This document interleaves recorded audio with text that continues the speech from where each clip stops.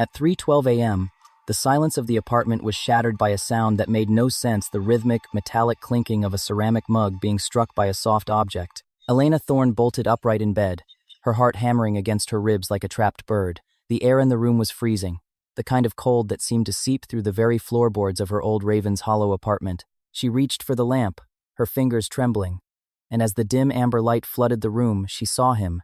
Atticus, her gray tabby, was standing on the kitchen counter, his amber eyes glowing with an intensity that felt almost predatory. But he wasn't hunting a mouse. In his jaws, he held a small, damp object. With a deliberate tilt of his head, he dropped it. Clink! It landed inside Elena's empty coffee mug. She walked over, her breath hitching in her throat, and looked inside. It was a tiny, pale blue baby's sock. The fabric was worn, the edges slightly frayed, and it was cold to the touch. Elena felt a chill run down her spine that had nothing to do with the winter air. She lived alone. She had no children. She hadn't had a visitor in months, and she certainly didn't own any infant clothing. Atticus didn't wait for her to ask. He leaped from the counter and ran to the heavy oak window facing the park. He began to claw at the glass, not the frantic scratch of a cat wanting to chase a moth, but a steady, rhythmic pounding, as if he were trying to signal someone on the other side of the fog. He let out a low, guttural howl that Elena had never heard in the 3 years she had owned him. It was a sound of pure, unadulterated distress. She looked out into the darkness, where the streetlights were nothing more than blurred halos in the mist, and realized that Atticus wasn't looking at the park. He was staring directly at the darkened windows of the Victorian house across the street, his body tensed as if he were ready to shatter the glass to get there. Elena Thorne was a woman who lived among ghosts, though not the kind that haunted hallways. As a restorer of ancient manuscripts, her days were spent in near silence, carefully peeling back the layers of time from vellum and parchment. She moved to Ravens Hollow after the sudden passing of her mother, seeking the anonymity that only an old, fog-shrouded neighborhood could provide. She was 32, but often felt 80. Her social circle consisted of the local librarian and the man who sold her ink supplies. She was comfortable in the shadows, preferring the company of long-dead authors to the complexities of the living. Atticus had entered her life during her first month in the apartment. She had found him huddled under a rusted dumpster during a thunderstorm. He was ragged, his gray fur matted with oil, and a permanent notch was missing from his left ear. But when he looked at her, his gaze held a strange, ancient wisdom that made Elena feel less alone. For 3 years, Atticus had been the perfect companion. He was quiet, predictable, and had a fondness for sleeping on the stacks of old books in her study. He never moved things, he never broke anything, and he certainly never brought home mysterious objects. He was the anchor in her drifting life, the only living thing that required her to stay present. But over the last 10 days, that anchor had begun to pull her into deep, turbulent waters. The calm, observant cat she knew had vanished, replaced by this midnight specter obsessed with an infant's sock and a window that looked out onto a world she had tried so hard to ignore. The behavior didn't stop. In fact, it grew more precise, more ritualistic. Every single morning, at exactly 3:12, Elena would wake to the sound of the sock hitting the mug. On the third night, she tried to hide the mug in the cupboard. Atticus simply opened the cabinet door with his paws and dragged the mug back to the center of the counter. On the fifth night, the objects changed. Along with the blue sock, there was now a small plastic pacifier. It was covered in fine gray dust, as if it had been pulled from beneath a heavy piece of furniture. "Atticus, where are you getting these?" Elena whispered, her voice cracking in the dark. She searched her entire apartment, moving every bookshelf, lifting the rugs, and even checking the crawl space above the ceiling. There were no hidden stashes of baby clothes. There were no signs of a break-in. The locks remained fastened, and the security chain never budged. By the 7th night, Elena's lack of sleep began to take its toll. She found herself nodding off over a 14th century ledger, her mind playing tricks on her. She started to hear things faint, rhythmic thumping sounds that seemed to come from the floorboards, or the distant, distorted sound of a bell. Atticus became increasingly frantic.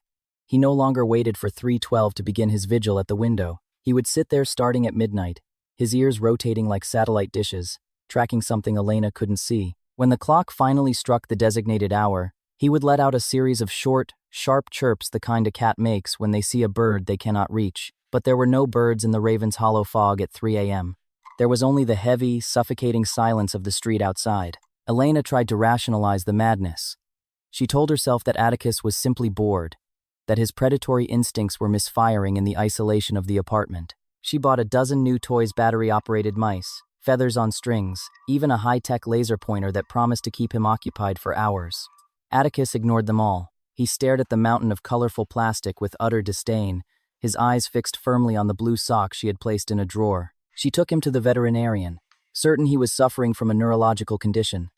"He's perfectly healthy, Elena," Dr. Aris had told her, looking at the cat's clear eyes and strong heart. "Maybe he's picking up on your stress. Cats are mirrors. If you're anxious, they'll find a way to express it." But Elena wasn't convinced. She tried pheromone diffusers to calm him. She tried playing classical music at a low volume throughout the night. She even tried locking Atticus in the bathroom with a bed and water. That night was the worst.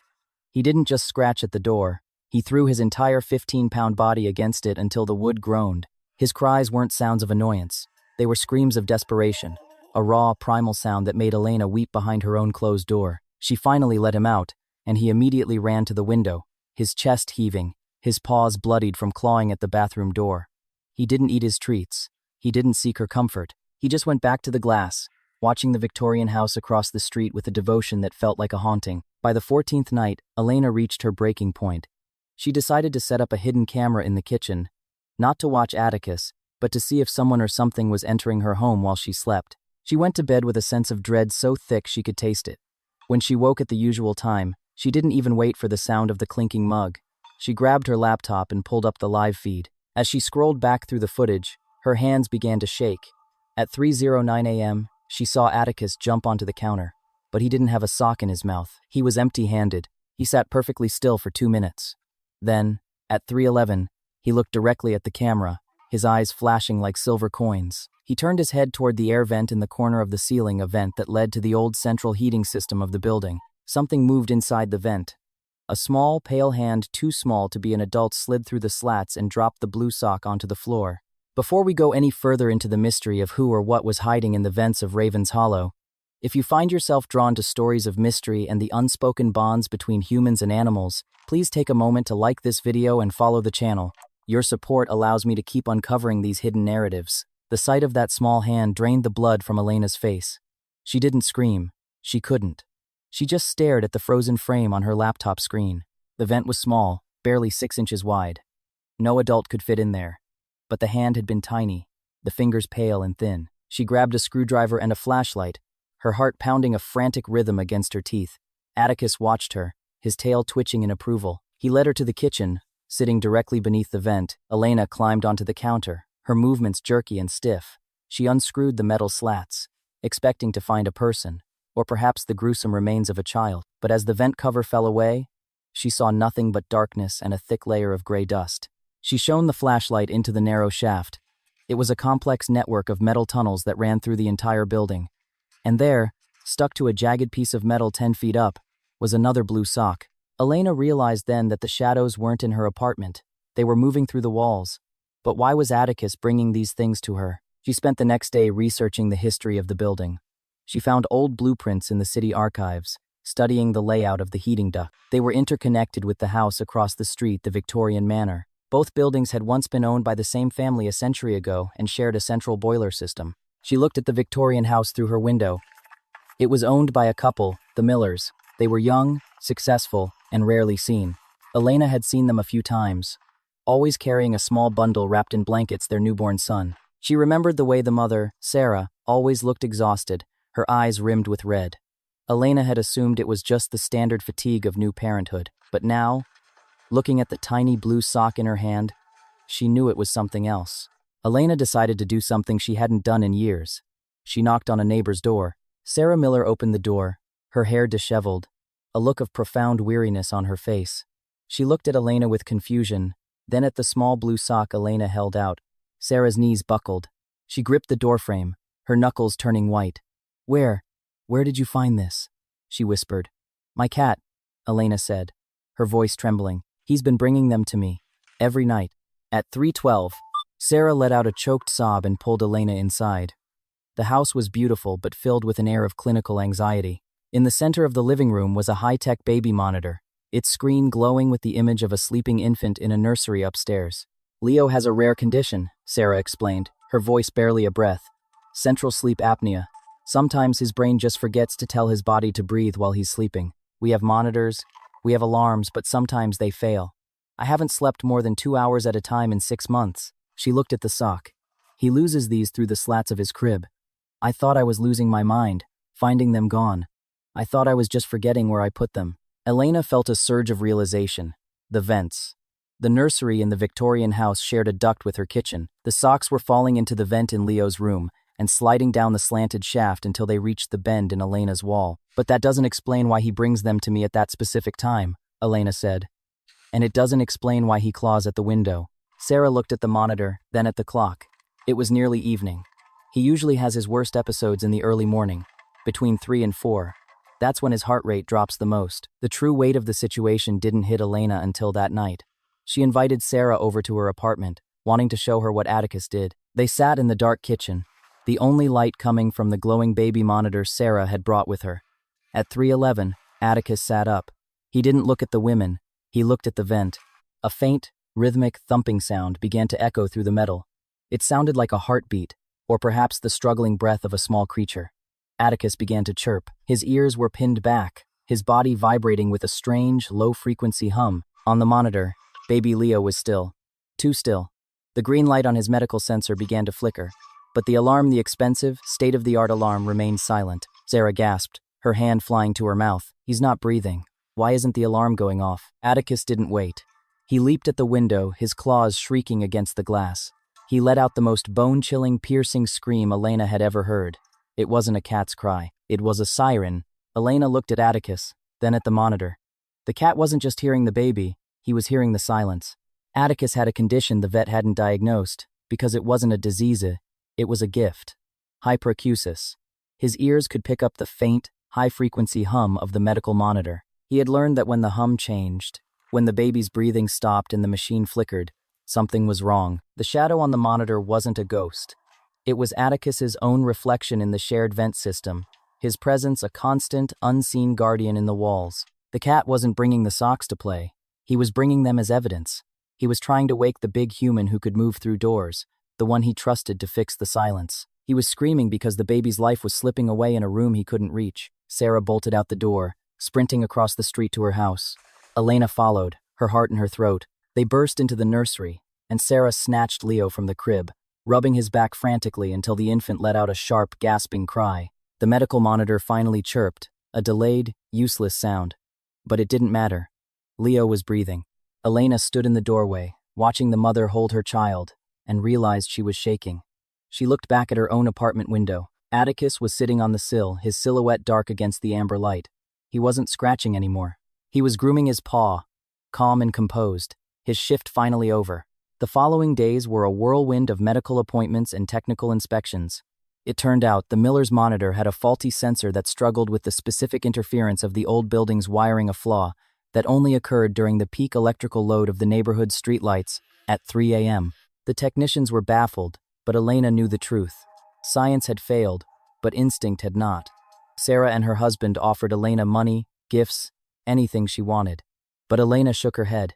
She didn't want a reward for a miracle she hadn't performed. However, she did have one request. She looked at Atticus, who was now a local celebrity among the few people who knew the story. He looked tired. The nightly vigils were taking a toll on his aging body. "I'm moving," Elena announced. Sarah looked heartbroken. "But we need you. We need him." "No," Elena said gently. "You need a better monitor, which you have now. And Atticus needs a home where he doesn't feel the weight of the world through the walls." She realized that her own isolation had made her a perfect partner for Atticus's obsession. They were both trapped in a cycle of hypervigilance. She needed to change her life so that he could change his. She bought a small cottage 3 towns away, far from the shared vents and the haunting echoes of old buildings. It was a place with a wide garden and no neighbors for half a mile. On their last night in Raven's Hollow, Elena sat on the floor with Atticus. She took the small blue sock, the one she had kept, and tucked it into his bed. "You did good, Atticus," she whispered. "But the baby is safe now. You can sleep." 6 months later, the fog of Raven's Hollow felt like a lifetime ago. Elena's new life was filled with the smell of damp earth and the sound of wind in the oak trees. She still restored manuscripts, but now she did it in a room flooded with sunlight. She had even started volunteering at a local animal rescue, helping other difficult cats find their place in the world. She received a letter from Sarah every month. Leo was growing fast, a healthy, happy toddler who had no memory of the nights he had spent on the edge of the abyss. Sarah sent a photo of him holding a stuffed gray cat, a gift Elena had sent for his first birthday. Atticus had changed too. His fur was thicker, his amber eyes softer. He spent his days chasing real mice in the garden, and his nights sleeping soundly on Elena's pillow. He no longer brought her mysterious objects. He no longer screamed at the window. But sometimes, when a heavy storm rolled in, and the wind howled through the eaves of the cottage, Atticus would wake up. He would sit at the foot of the bed and rotate his ears, scanning the darkness for a few seconds. Elena would reach out and touch his head, feeling the warmth of his skin and the steady beat of his heart. "Everyone is safe, Atticus," she would murmur. He would blink at her, a slow, deliberate movement that felt like a silent conversation, and then he would go back to sleep. The neighborhood in Raven's Hollow eventually forgot about the miracle cat. The Millers moved to a suburb with better hospitals and newer houses. The apartment was rented to a young artist who never noticed the vents or the faint scent of cat fur in the shadows. But for Elena, the world had been permanently recalibrated. She no longer lived among ghosts. She lived among the living, aware of the invisible threads of connection that bind us all together. On a warm autumn evening, Elena was sitting on her porch, a cup of tea in her hand, and Atticus at her feet. The sun was dipping below the horizon, painting the sky in shades of violet and gold. She thought about the tiny blue sock, which was now framed in a small box on her mantel. It was a reminder that the world is much louder and more complex than we can imagine, and that we are never truly alone in our struggles. Atticus suddenly stood up. He walked to the edge of the porch and looked out at the road. A car was approaching Sarah and Leo, coming for a weekend visit. The cat didn't hiss. He didn't hide. He simply sat and waited, his tail twitching with a quiet, dignified joy. As the car pulled into the driveway, a small, chubby hand waved through the back window. Leo, now a thriving toddler, let out a squeal of delight when he saw the gray shape on the porch. Elena walked down the steps to meet them, feeling a sense of peace that she had once thought was impossible. She realized that while she had saved Atticus from the dumpster years ago, it was the cat who had truly rescued her. He had pulled her out of her silence and forced her to listen to the heartbeat of the world. She picked up the cat, feeling his weight against her chest. He purred, a sound that resonated through her very bones. Love doesn't always come in the form of grand gestures or eloquent words. Sometimes, it comes in the middle of the night, carried in the mouth of a creature who refuses to let you sleep until you understand that someone else needs you. Sometimes, the things that go bump in the night aren't monsters.